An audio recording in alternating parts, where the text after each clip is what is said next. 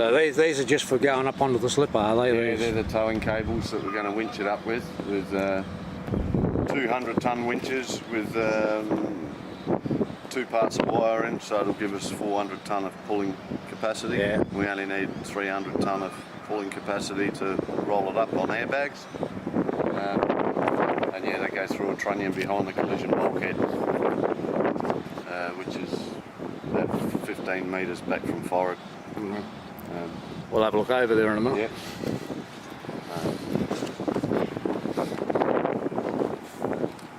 Underneath us here is the magazine, which is too much work involved in going down through to remove sections of plate, so this all stays in. Yeah. That used to be the lift, one of the goods lifts, a small lift that went down to the freezers and dairies. This went down to the beer store. There's another lift here. So they've all been gutted out and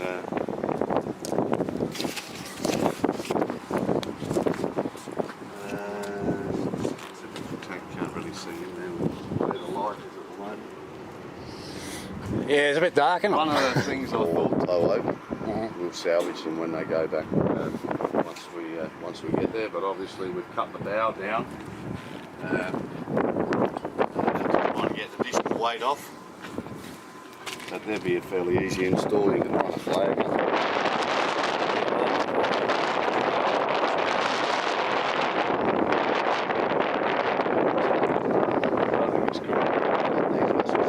Yeah, it is. It was a majestic ship, wasn't it? 30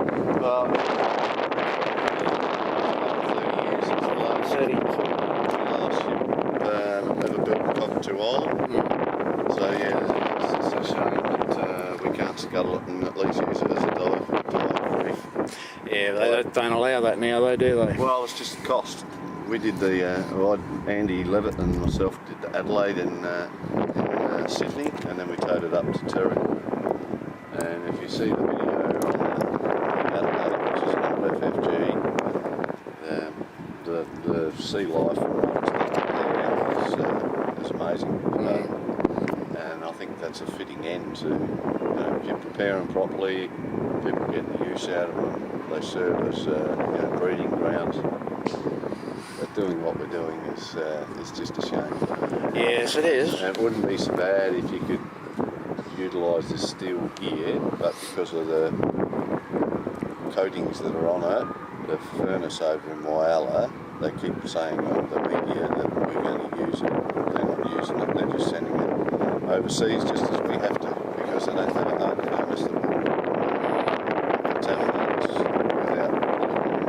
So they send it to Vietnam and they do exactly the same and it all comes back in the atmosphere anyway. Yeah. So, but it ticks the box. If we had somewhere in Australia with an contaminants with lead, unfortunately it's all lead-based paint and zinc chromate.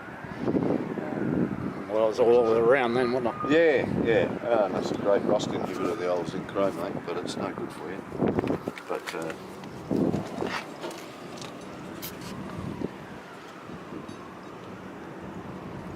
some of the mooring lines I think we're going to donate to the zoo for the gorillas and orangutans and stuff. Yeah. Apparently they love all this sort of stuff. So Yeah, I can see them climbing on it now. yeah. I mean, it's what do you do with it? You keep a couple of rolls for future stuff, and then you might as well give it to something like that, Monado, or I don't think they even have a lot of them at Adelaide Zoo anymore, but Monado I'm sure would use them for enclosures. Yeah, the thing is, things like that, you keep them for 20 years, can't find a use for them, and then by the time you do, they're rotted. Yeah, that's right. Yeah. So we're salvaging the reels off them at the moment, and I'm going to put platforms on them so that we've got to be able to roll them up on the drums, which is what the old storage drums below deck here.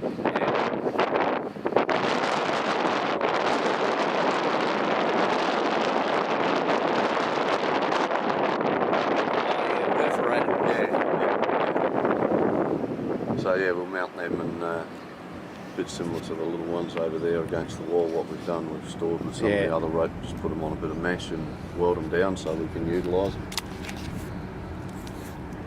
But yeah, she's a lot different than when when she first got here. It would have been, yeah, you should have come down in the early days and you would have had a much better appreciation of what we've got now, because it actually doesn't look much of anything at the moment. But Yeah, well, I mean, it's certainly different when you look and see that's where the water line was, where the top of the... Yeah. That's right on the water line, isn't it? Well, we're still about...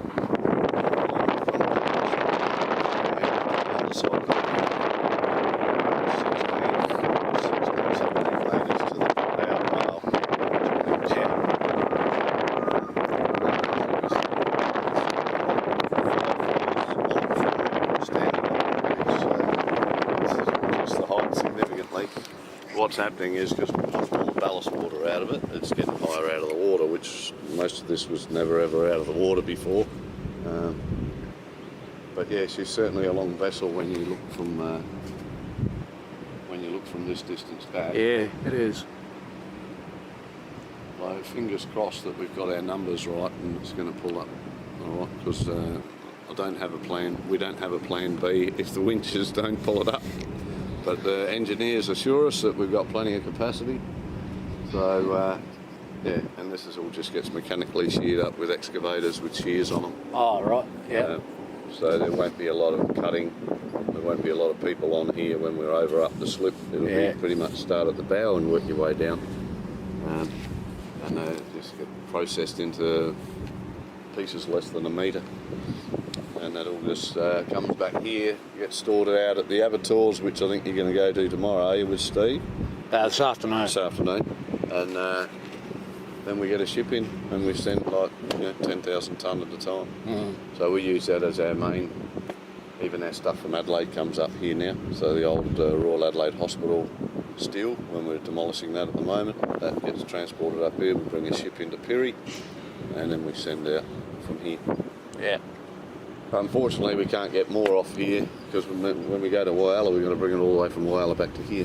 Yeah. So, which is an ideal location for us. It gives the community some income. You know, we've had 30 guys here since October, all generating money into the town. You know, so whether it be Bentleys, Woolworths, service stations. You know, we had probably a dozen local guys initially through the Pirrie branch that were locally hired and labour hire company.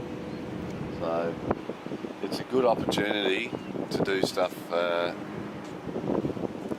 here. We like it here. We haven't had too many complaints. I think we had one from the Ellen one night, but just starting at 7 o'clock in the morning, someone wasn't very happy, but it's a working wharf. I mean, if they were loading grain 24 hours a day, they'd have noise from these loaders and stuff. Yeah, anyway. exactly. So that's our problem with it being viable. We've had to move 3 times. Yeah, moving forward for it to be viable for us to do this sort of thing in the future. Yeah.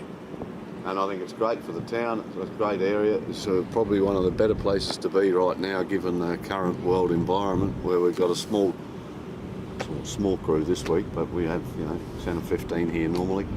And we can stay away from carry on about our business without worrying about contaminating everyone. And, yeah, the old coronavirus is hitting everyone. Yes. I know we've got some big jobs in town where they're potentially separating the guys to minimise it, but if we could utilise that, it's out of the way.